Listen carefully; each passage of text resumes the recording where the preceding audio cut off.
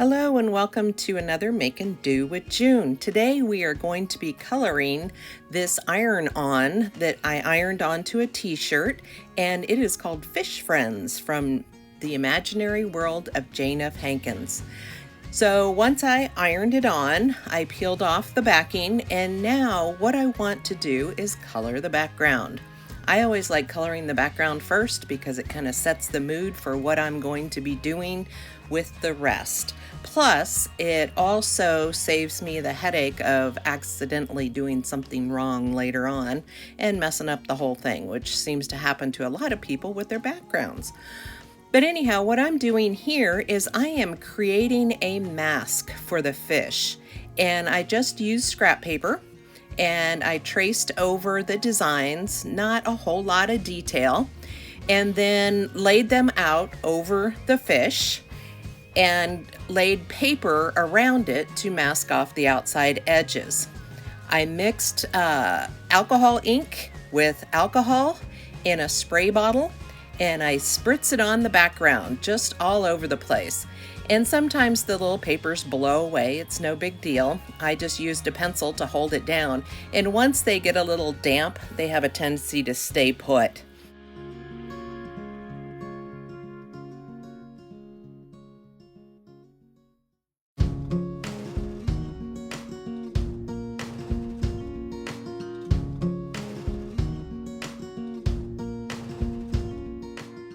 Take the paper away, and voila, we have our coloring area for the fish.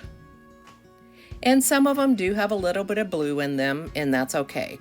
Once you start coloring, you'll see that it just covers it up. I used fabric markers that I got online. They are kind of a no-name brand. They're called Super Markers, and they were probably like 20 bucks on Amazon. I ordered them because I was looking for pastel colors, and so far I've yet to find any of those. You can find a few colors that are really light, but nothing that's truly pastel colors.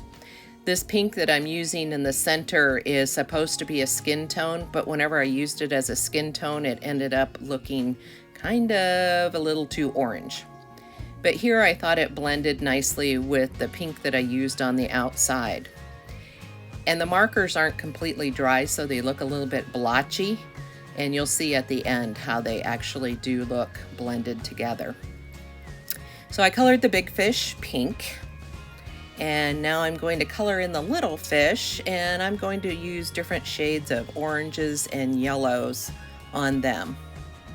So I start by coloring with this kind of a golden orange, or golden yellow, I guess. And then I'll go over it to highlight it with other colors. I use a brighter yellow. It kind of makes that orange pop. Again, these are they're called fabric markers, and I got them on Amazon as well. They're double tipped, so there's a wide tip and a narrow tip, a fine point. So that was the yellow, and then I'm using this darker orange. It's almost a brown, but I'm using it to highlight the fish. And that just adds a little more interest. I like these markers. I also like Arteza markers. I was testing out several different kinds to see what worked well, and so far I haven't had a single problem with any of them. The only thing about these super markers is they were a little bit dried out. Some of them were almost dried out when I got them, and that was disappointing. But other than that, they go on very easily. The ones that I've had problems with in the past are from Tulip. They seem to be a little bit too dry.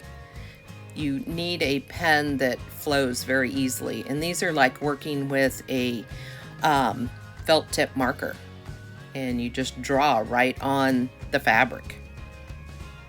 It's very easy, and they blend nicely.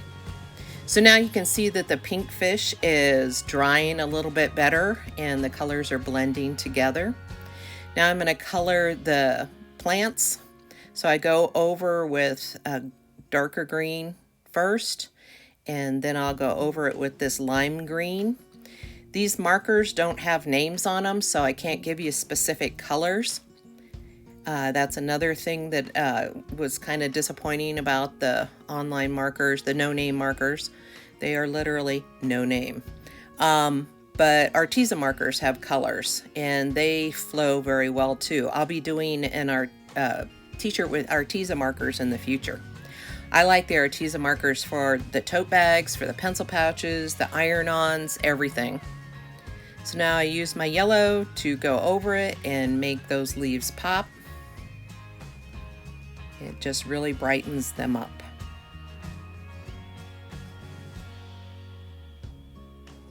If you're new to my videos, please like and subscribe and hit the bell down below so you can get future notifications.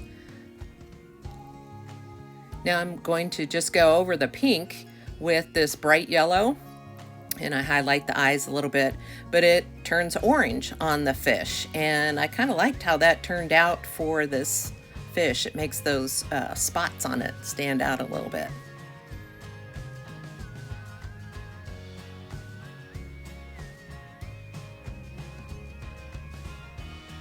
I also use it a little bit for shading, just to add a little bit of interest to the fins, to the whole fish actually.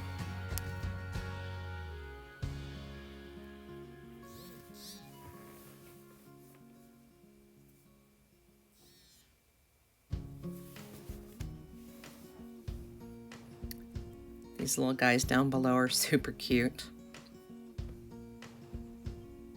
I wanted the three fish in the middle to stand out, so I kept the little fish kind of in the same color family, so they're all oranges and yellows.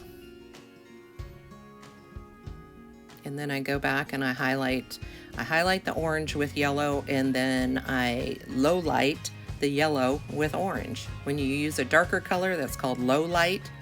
A lighter color is called a highlight. So this is actually pink, and it's the pink that I used on the big fish, and it does turn a little bit yellow, orange on the yellow fish. Then this one I added just a little bit of green, just to make it a little bit different.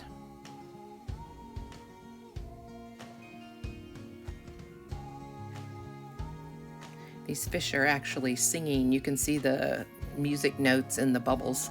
Kind of fun. Jane has the most amazing imagination. So just quickly coloring in the leaves, the seaweed, the plants, algae, whatever that is, down in the ocean. So I colored it with the medium green. Now I'm going over it with the lime green, and then you guessed it, I'll be going over it with yellow.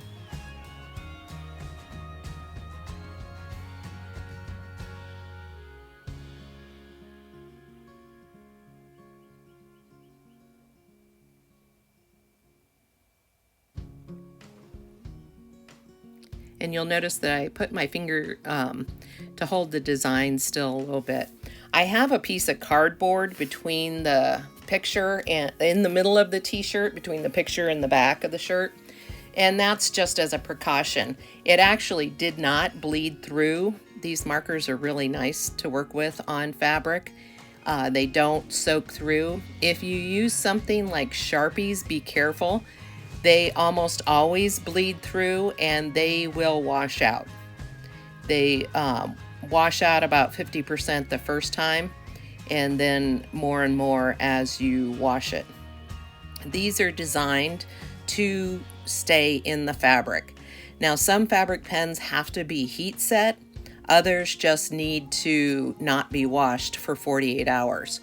It doesn't hurt to heat set it, but make sure that if you do heat set it with an iron, that you use the paper that the iron-on came on to cover it up, or a piece of parchment paper, or if you have any other non-stick kind of material, then you can use that to protect your iron from picking up the design, the iron-on design. So what I'm doing here is I'm testing out the blues. One thing I have found with markers is whatever is on the pencil top is not what is in the pen. So always test your markers. I wanted to start off with a light blue on this fish first, and I know she looks a little mottled right here, but you'll see when I get done with it that she ends up looking really pretty. I think she was my favorite fish on this whole t-shirt.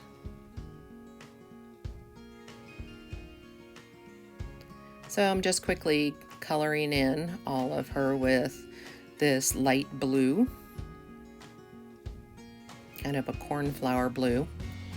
And then I highlight it with the fine tip point, going over some of the scales just to make them stand out, and then the lines on her fins, and then the very tips.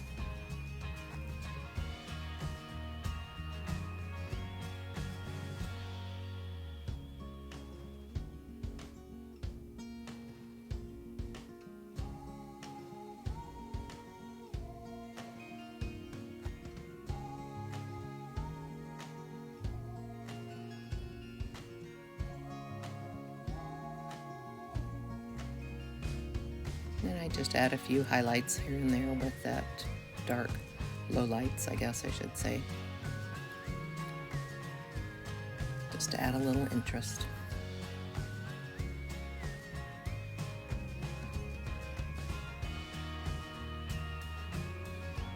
I think her little chin is funny. And then there's this little guy down below. I had a hard time deciding what color to color him, and I used this purple, and I was thinking about doing purple and yellow. And then once I started coloring him, I kind of liked how the light highlight on his side stood out. So I ended up going with that, and this is a gray pen, and it barely shows up on here, but when you see it in real life, it is gray. And it just really was nice for filling it in. And you'll notice that it does all dry nice and even once it's done. And I just added a few pink highlights to make the purple stand out a little bit more. And I almost forgot these little guys up there. Not too sure what they are. First I thought maybe they were tadpoles, but I decided to go with the yellow theme. Here I'm using a white Posca marker to fill in the bubbles just to make them a little more white. I should have used like a fine liner Posca marker, but I didn't have one at the time. So I just made do with what I had. Now I'm going to add a little sparkle to these fish. I'm using this folk art glitter paint. It's called Extreme Glitter, and it's called Holographic. Now the background is white, but it will dry clear and sparkly. So I'm going over the bubbles first and just filling in. I want to make them nice and sparkly and stand out against the rest of the design. And you can use any kind of acrylic paint on fabric. It just needs to dry completely. And once acrylic paint dries on fabric, it is next to impossible to get out, unless it's really thick and then it almost peels off, but even then not completely. So just work it into the fabric really well and you should be good to go. I decided I wanted a little bit of sheen to the fish, so I covered them up with some of this glitter.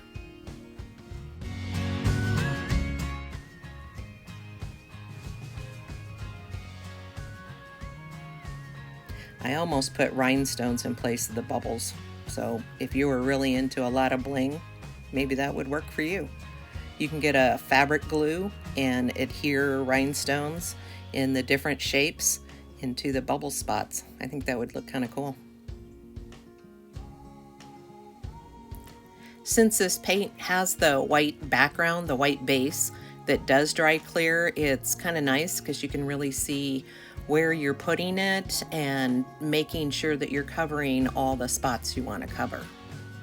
So you can see some of it is drying as I go. At the end of this video, I'll show you some pictures of a close-up of the glitter so you can see it a little bit better.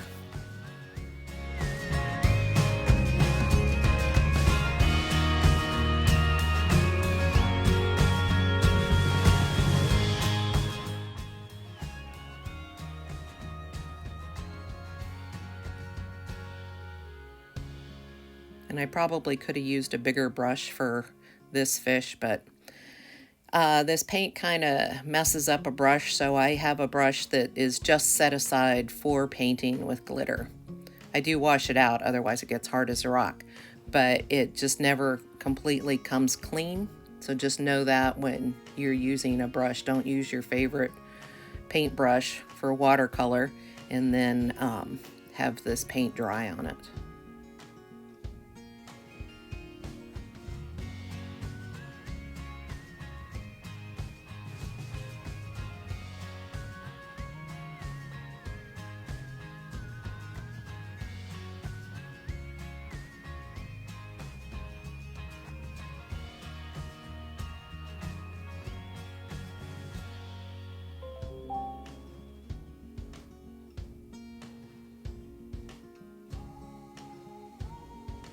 And I could just keep painting this glitter on the entire picture all day.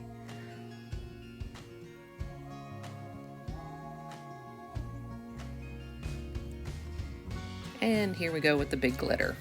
It's called Glitterific, and it is pretty chunky.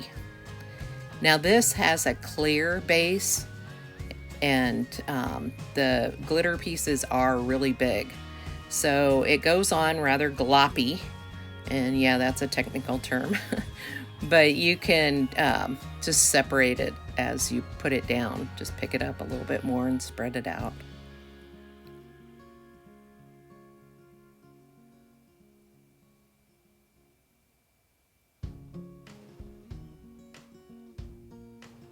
This is really pretty when you wear the shirt outside. It really catches the sunlight and just sparkles in rainbow colors.